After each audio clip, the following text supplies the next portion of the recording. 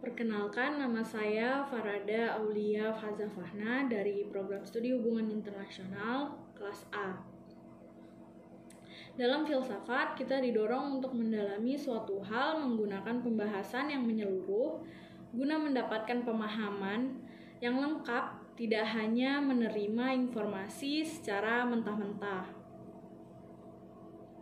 Setiap manusia pasti memiliki pertanyaan-pertanyaan di benaknya.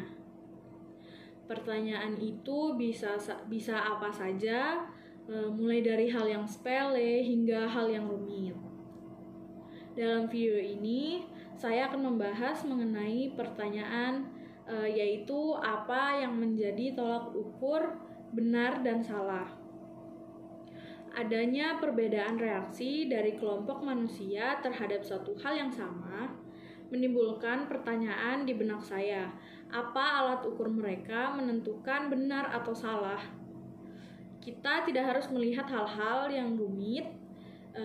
Kita bisa mengambil contoh dari hal-hal di sekitar kita, bahkan yang kita alami.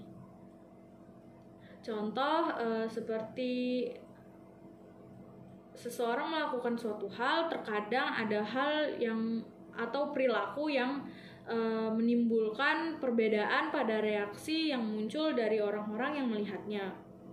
Ada sekelompok orang yang akan menganggap itu adalah hal yang benar dan tidak masalah jika dilakukan. Namun ada kelompok lain yang menganggapnya sebagai suatu hal yang salah dan seharusnya tidak dilakukan. Untuk kebenaran sendiri, menurut Kamus Besar Bahasa Indonesia, kebenaran merupakan keadaan atau hal dan sebagainya yang cocok dengan keadaan atau hal yang sesungguhnya. Sesuatu yang sungguh-sungguh benar-benar ada. Untuk membahas jawaban dari pertanyaan saya, pertama-tama saya membaca beberapa referensi, informasi atau bacaan tersebut membantu saya membuat beberapa kesimpulan sederhana. Saya membaca beberapa peristiwa-peristiwa ilustrasi dalam novel dan bagaimana reaksi-reaksinya.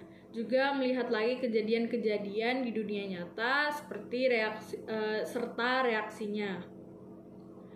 Yang pertama, bacaan saya mengenai sebuah keluarga, yaitu keluarga dari Thomas kecil, dari buku yang saya baca yaitu Dunia Sophie. Dalam bacaan tersebut ada sebuah keluarga yang terdiri dari ayah, ibu, dan Thomas kecil. Ketika mereka selesai sarapan, ayah tiba-tiba terbang di atas meja makan dan ibu mengeluarkan reaksi terkejut hingga menjatuhkan barang-barang yang ada di genggamannya. Serta tidak hanya itu, ibu juga menjerit ketakutan. Lalu reaksi dari Thomas kecil yaitu hanya diam menonton ayahnya. Di pikirannya, ayah melakukan banyak hal aneh yang baru dilihatnya dan sering membuatnya terkejut. Jadi hal ini tidak ada bedanya. Itu apa yang dipikirkan Thomas. Ternyata hal baru dan aneh yang dimaksud Thomas itu adalah ayah bercukur menggunakan alat cukur yang menurut Thomas lucu, lalu memanjat atap dan memutar-mutar antena televisi, memasukkan dirinya ke kolong mobil. Ketika keluar tiba-tiba wajahnya berwarna hitam. Nah, kita tahu apa yang sebenarnya dilakukan ayah. Namun hal-hal tadi terlihat baru bagi Thomas. Sedangkan ibu tahu apa dan mengerti apa yang dilakukan ayah. Karena hal-hal tadi bukan hal yang baru bagi ibu.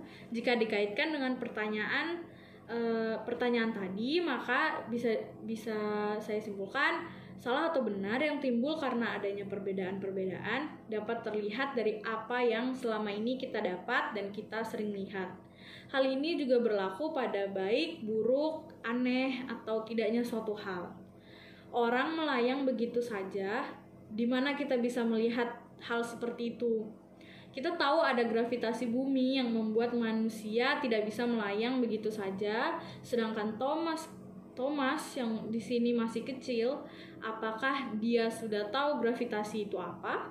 Bahkan semua hal yang ia lihat masih dianggap baru dan mengejutkan baginya. Jadi hal itu tidak ada bedanya dengan ayah yang melayang. Lalu ada peristiwa kedua, seperti misal ada seseorang yang beragama Islam dan ia memakan daging babi karena nafsu. Sudah pasti itu salah karena dalam aturan agama hal itu dianggap haram atau tidak boleh dilakukan, kecuali dalam keadaan tertentu. Tapi apa jadinya jika seorang non-muslim memakan daging babi? Apakah jadinya akan salah? Di sini penentu benar atau salahnya adalah aturan agama. Beberapa hal tadi adalah beberapa kesimpulan sederhana dari saya menggunakan bacaan-bacaan yang saya baca. Kemudian dalam ilmu filsafat sendiri terdapat epistemologi sebagai cabang dari ilmu filsafat yang mempelajari batas-batas pengetahuan dan asal-usul pengetahuan serta kriteria kebenaran. Pengetahuan berasal dari banyak sumber. Sumber-sumber itu kemudian berfungsi sebagai ukuran kebenaran. Yang pertama, ada teori korespondensi. Menurut teori ini, kebenaran adalah kesesuaian antara pernyataan tentang sesuatu dengan kenyataan sesuatu itu sendiri. Yang kedua ada teori koherensi. Teori kebenaran koherensi adalah teori kebenaran yang didasarkan pada kriteria koherensi atau konsistensi suatu pernyataan dikatakan benar apabila sesuai dengan jaringan komprehensif dari pernyataan-pernyataan yang berhubungan secara logis. Yang ketiga ada teori pragmatisme, yaitu benar tidaknya suatu hal atau teori tergantung kepada bermanfaat atau tidaknya hal atau teori tersebut bagi manusia untuk kehidupannya. Kebenaran suatu pernyataan harus bersifat fungsional dalam kehidupan praktis. Yang keempat, ada teori performatif. Teori ini menjelaskan suatu pernyataan dianggap benar jika menciptakan realitas. Yang kelima, ada agama sebagai teori kebenaran. Manusia hidup di dunia ini adalah sebagai makhluk yang suka mencari kebenaran. Salah satu cara untuk menemukan suatu kebenaran adalah agama. Agama dengan karakteristiknya yang memberikan jawaban atas segala persoalan yang dipertanyakan. Dalam mencari dan menentukan kebenaran mengenai suatu hal dengan menggunakan agama, manusia mencari jawaban berbagai masalah dengan menggunakan kitab suci. Menentukan benar atau salah juga bahkan menggunakan sains. Banyak orang yang menganggap sains lebih bisa dipercaya ketika mencoba menguji sesuatu, sebab sains memiliki metode untuk menguji dan ketika sudah mendapatkan hasil tadi bisa dipertanggungjawabkan. Oleh karena itu lebih bisa dipercayai. Dari situasi atau kasus yang atau peristiwa yang sudah saya paparkan tadi, dapat disimpulkan benar, salah, baik, buruk adalah hasil akhir bagaimana anggapan mengenai suatu hal. Tapi hasil ini bisa berbeda-beda jika dilihat dari sudut pandang yang berbeda pula.